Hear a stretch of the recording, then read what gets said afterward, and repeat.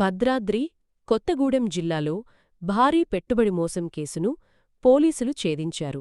ప్రధాన నిందితుడిని అరెస్టు చేసి నేరార్జిత ఆస్తులుగా భావిస్తున్న 35 వాహనాలను స్వాధీనం చేసుకున్నారు.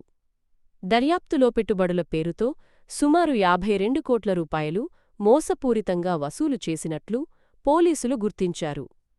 నిందితుడు నకిలీ భాగస్వామ్య ఒప్పందాలు తప్పుడు పత్రాలతో బాధితులను నమ్మించి మోసానికి పాల్పడినట్లు విచారణలో వెల్లడైంది. అలాగే భద్రాచలం రాజీవ్ నగర్లో మోసం సొమ్ముతో కొనుగోలు చేసినట్లు భావిస్తున్న 3 అంతస్తుల భవనం ఒక ప్లాట్ను కూడా పోలీసులు గుర్తించారు. ఈ కేసులో పూర్తి మనీ ట్రయల్ ఆర్థిక లావాదేవీలపై దర్యాప్తు కొనసాగుతోందని పోలీసులు తెలిపారు. అధిక లాభాల పేరుతో వచ్చే పెట్టుబడి ఆఫర్లను గుడ్డిగా నమ్మవద్దని ప్రజలకు సూచించారు.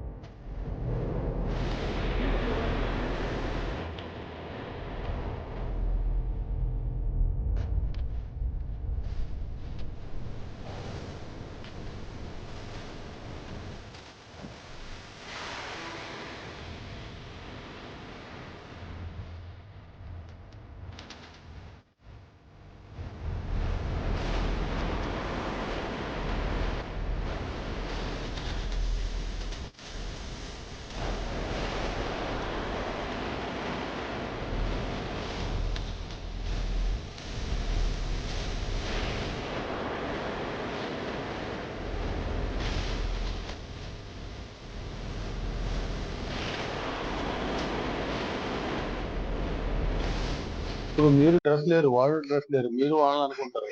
డ్రెస్ ఉన్న వాళ్ళు రండి. వదిలిద్దా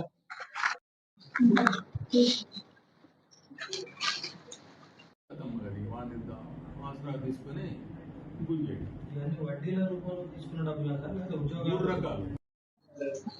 మరి ముసుకేస్తావా అంటే ఎక్కువ ఈ డబ్బులు తీసుకుని మన జిల్లాలో